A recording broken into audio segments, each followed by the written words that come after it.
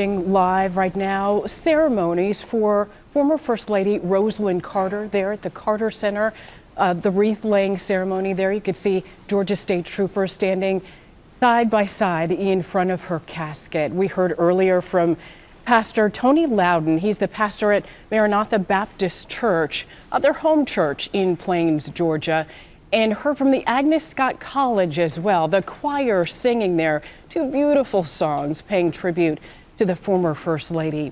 Of course, hearing also from officials from the Carter Center, really telling stories about her personal life as a First Lady and representative of the Carter Center as well, and all the work that she did there day after day after day, and how they really made an impact across the world, across the community as well.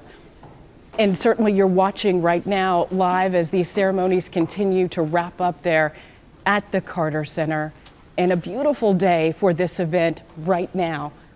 Of course, it's one that we will continue to follow right here on Atlanta News First.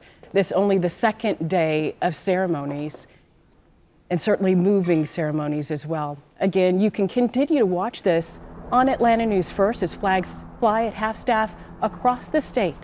The news at 4 is next.